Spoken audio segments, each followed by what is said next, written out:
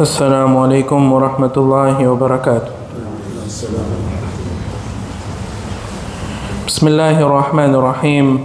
الحمد لله والصلاة والسلام على رسول الله وعلى آله وصحبه ومن والاه وبعد. Caros irmãos, continuando com as nossas aulas de fiqh, é verdade que estamos no capítulo relacionado com a purificação, mas hoje vamos saltar um pouco, visto que aguardamos pelos resultados das eleições e todos estão atentos nisso. É importante nós também fazermos breve meditação e certos enquadramentos, porque tudo isso os nossos sábios, os nossos fuqaha abordam nas suas palestras e nos seus livros. Aliás, eu havia dito anteriormente que existem livros específicos que falam apenas de política, baseando-se no Corão e no Hadith do Nabi alayhi salatu wassalam. Em primeiro lugar, a democracia. Qual é o ponto de vista islâmico quando olhamos para a democracia? Existe um grupo de sábios que diz que democracia é kufr. Democracia é kufr. Kufr é descrença, sujidade. Por quê? Eles dizem que democracia é atender à vontade do povo. Se o povo disser que nós queremos que o homossexualismo seja aprovado na lei, o governo deve aprovar. Se disser que, olha, nós queremos que o adultério seja aprovado, não haja nenhuma sanção, então o governo deve aplicar.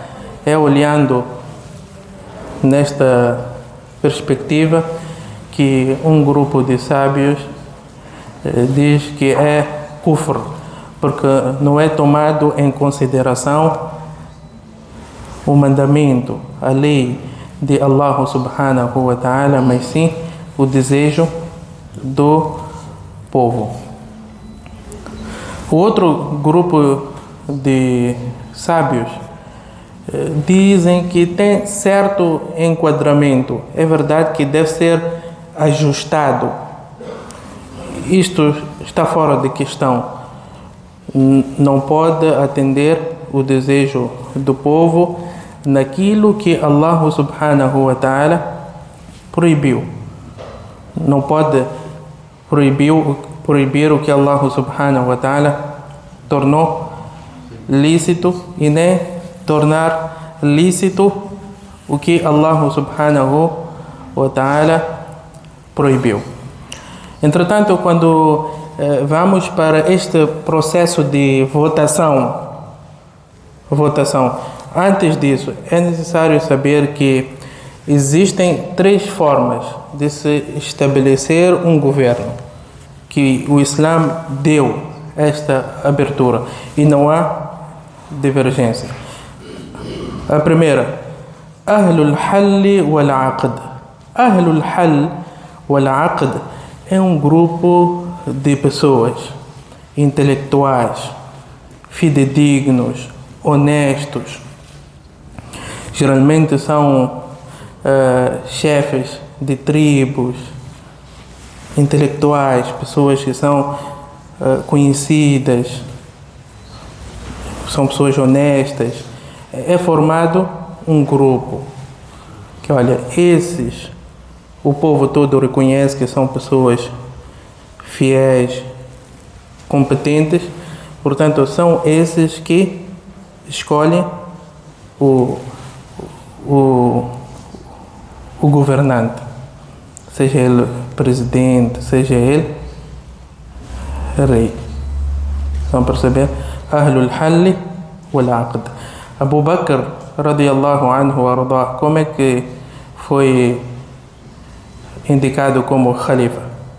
Foi este grupo de Sahaba, intelectuais, fiéis, que escolheram Abu Bakr, radiyallahu anhu wa arda. A segunda alternativa, abertura, Wilayatul Ahd. Wilayatul Ahd é sucessão. O Khalifa, antes de falecer, antes de morrer, indica que o fulano é que deve ocupar o meu lugar. Este foi o caso de quem? Umar radiyallahu anhu wa arda. Esses dois, Al-Hall wal-Aqd, Wilayatul Ahd, são as formas indicadas, legítimas, que os sábios todos estão unânimes. Depois existe a terceira. O Islã não incentivou, mas disse a pessoa chegar até em cima, então, para evitar a pior maldade, então deve-se consentir. É al-Ghalaba. Al-Ghalaba. O que significa al-Ghalaba? É aquele governo que chega em cima através do domínio militar. O Islã não incentivou. O Islã não incentivou, mas disse que, olha, se ele conseguiu derrubar um governo e subiu, já está tudo estabilizado, ele já subiu, então nós os outros devemos obedecer naquilo que Allah subhanahu wa ta'ala permitiu. Portanto, são essas três alternativas que o Islã deixou. Dizia eu, quanto à democracia, existe um grupo de sábios que diz haver enquadramento no Islã. Como? Umar, radiyallahu anhu arda, quando faleceu, não indicou a ninguém especificamente. Deixou o nome de 6 ou 7 companheiros do Nabi alayhi salatu wassalam. 6 ou 7, e disse que, olha, esses são pessoas fiéis, competentes, portanto, escolhem um deles. Estava lá Ali radiyallahu anhu, Uthman, Abdurrahman ibn Auf. Abdurrahman ibn Auf logo abdicou-se, disse que eu não quero ser Khalifa, mas fico responsável de andar de casa em casa em Medina e procurar saber quem vocês gostariam que fosse o Khalifa. Então, ele fez este trabalho de casa em casa. Então, os residentes de Medina escolheram a Uthman radiyallahu anhu wa arda. Portanto, indo já para a nossa sociedade, falamos na aula passada que os eleitores devem ser responsáveis. E falamos também que a partir do momento que a pessoa faz o seu voto, vota no fulano, está a testemunhar que o fulano é a pessoa mais indicada para governar. Ele fez uma análise. Ele não tem nenhum interesse pessoal. Ele apenas faz uma análise e diz que, olha, este fulano será melhor para a nossa sociedade por causa disso, por causa daquilo. Cada um tem a sua teoria. E é por isso que falamos também, ainda que ele erre, Ele fez uma análise.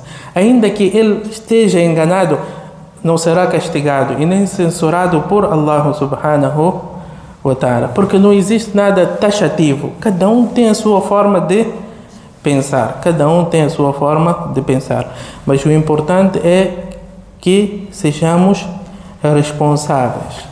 Não pode haver fanatismo.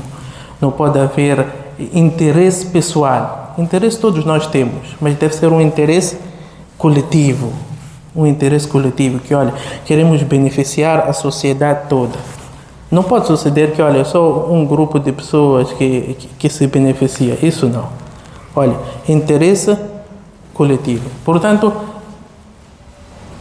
a primeira ferramenta é que os eleitores estejam conscientes da responsabilidade. Depois temos aqueles MMVs. Conhecem? MMVs, membros de mesa de voto, que são encarregues de supervisão, organização, para que haja uma eleição justa e transparente. Esses, quando nós procuramos enquadramento no fiqh, quem são? Abordamos aqui. O Ukala, o Wakil, são representantes. São representantes, são nossos representantes. É impossível todos nós estarmos lá para contar. É possível? Não é possível. Aqueles são nossos representantes. E quando falamos de representação, dissemos que deve ser uma pessoa honesta, pessoa fiel. Não é carregar qualquer pessoa. Que hora, vamos lá, você vai sentar lá. Porque o problema todo começa quando nós começamos a carregar pessoas. Que olha, você fica aqui, você fica ali. Não olhamos. Às vezes as pessoas não têm o respeito que deveriam ter, mas são lá colocadas. Portanto, devem ser pessoas fiéis e honestas. Outro ponto que devemos ter atenção com boatos e fofoca. Existe fitna. Esses são momentos de fitna, boatos e fofoca. Muito em particular agora com as redes sociais, qualquer um pode escrever. Qualquer um pode escrever que, olha, roubaram, não roubaram, este ganhou, aquele perdeu. Qualquer um pode fazer. Então, nós como crentes devemos ter muito cuidado com boatos e fofoca. Outro ponto que deve ser tomado em consideração: em todos os momentos nós devemos ser justos. Olha, eu votei no fulano, mas o fulano que eu votei perdeu. Mesmo assim vou ajudar? Não pode. Se todos nós fomos à votação e escolhemos, e olha, o fulano perdeu. Neste caso, não podemos apoiar aquele que nós votamos. Temos que apoiar aquele que ganhou, ainda que nós não tenhamos votado nele. Porque nós consentimos no princípio que, olha, vamos à votação. E fomos todos. Todos tiveram tempo de campanha. Agora, depois da campanha, depois da votação, diz que o fulano ganhou.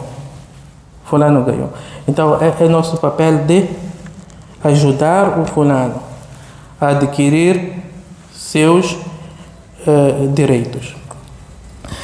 Mas é verdade, podemos dizer que ele ganhou. Mas dizem que você aqui não entra. Colocam BTRs, colocam isso, colocam aquilo. Aqui, qual é o enquadramento que nós colocamos? Al-Hakim al-Mutaghallib. Al-Hakim al-Mutaghallib, que ele conseguiu chegar até em cima, ou manter-se em cima através de domínio militar. E qual é nosso papel como muçulmano? Sair às ruas partir os vidros, queimar pneus. Qual é? Obedecer. Obedecer. É verdade que nós estamos satisfeitos, mas o Islã nunca chamou as pessoas a rebelião. A rebelião. Pode dizer que não, vocês estão a ser injustos. Não estamos a ser injustos. Estamos a incorrer num mal menor para evitar um mal maior. E isso também tem prova no Islã. Os nossos sábios dizem que aquela história de Khidr alayhi salatu wassalam, Musa alayhi salatu wassalam e Khidr alayhi salatu wassalam, lembram-se que eles subiram num barco e depois ele rompeu, furou aquele barco. É uma maldade. Mas ele estava a precaver-se de uma maior maldade, que o rei confiscava todos os barcos sem defeitos. Sem defeitos. Então era preferível estragar um pouco este barco, mas continuava nas mãos dos donos, do que deixar bom, perfeito e ser confiscado pelo rei. Então o Islã olha nesta perspectiva. A rebelião só atrasa. Só atrasa. Se forem a olhar para esses países todos, eu aqui não estou a insinuar, eu estou a dizer o que nós estamos a viver. O que estamos a viver, estou a lançar. Olhem para esses países todos. Sudão, o que está a acontecer no Sudão? O que está a acontecer na Síria? Aquele Bashar tem os defeitos que tem, mas enquanto estava em cima a ser obedecido, todos estavam a viver normalmente. Na Líbia, o Gaddafi tinha os defeitos que tem, ou tinha, mas estavam a viver seguros. Aliás, só depois de derrubarem o Gaddafi é que constataram que, olha, afinal estávamos a viver bem. Portanto, temos que ter muito cuidado.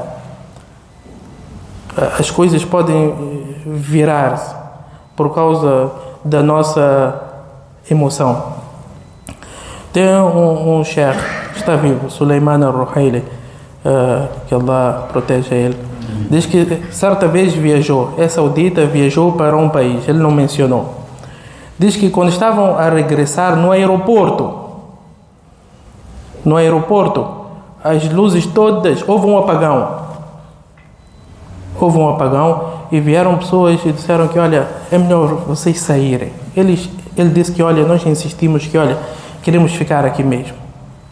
Depois é que tomamos conhecimento que houve um golpe de Estado. Por 3 horas de tempo não havia um governo. Disse que houve muito, mas muito estrago. Portanto, a presença de um governo é super importante.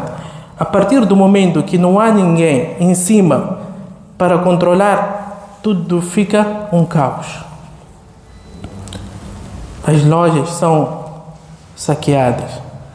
As mulheres são violadas. Onde você vai queixar? Se for a esquadra, diz que, olha, nós estamos a viver momentos de tensão, estamos a controlar os rebeldes, não temos tempo para você dizer que, olha, sua filha, sua esposa foi violada. Estão a perceber? Então, temos que ter cuidado. Temos que ter cuidado com aqueles que incitam a violência. Eu não estou a dizer aqui quem é injusto, que Allah conceda a quem ganhou o que ele merece. Mas a rebelião nós não podemos. Estamos bem como estamos, alhamdulillah, saímos de casa em paz, comemos o que temos em casa, viemos ao masjid, regressamos e encontramos a nossa família como nós deixamos. Portanto, muito cuidado. Vem aí uma onda, incitação rebelião, não podemos deixar isso, não podemos deixar aquilo. Temos que ter cuidado e pedir a Allah subhanahu wa ta'ala para proteger a todos nós. Eu disse, e volto a dizer, que o reino, a terra pertence a Allah subhanahu wa ta'ala. E falamos também, houve o Império Otomano, o Bizantino, esses viveram séculos, não estou a falar de anos. Mas tem sempre um fim. Allah assim decretou. É Império Islâmico ou não islâmico, teve o seu fim. Banu Umayya, Banu Abbas, esse é o Uthman, todos esses tiveram fins. Eram muçulmanos. Mas Allah assim decretou que o reino pertence somente a Allah subhanahu wa ta'ala. Das mãos de Allah nunca sai. Agora, outros têm e desaparecem. وَتِلْكَ الْأَيَّامُ نُدَاوِلُهَا بَيْنَ النَّاسِ. É uma coisa rotativa. Hoje é este, amanhã é aquele. Então, não vamos disputar. Este não é nosso assunto. Nós queremos estar bem com Allah subhanahu wa ta'ala e estar bem com as criaturas de Allah subhanahu wa ta'ala. Allah proteja a todos nós, conceda a todos nós um bom governo justo e que possa melhorar a nossa situação. Sallallahu wa sallam wa baraka ala nabiyina Muhammad wa ala alihi wa sahbihi ajma'in.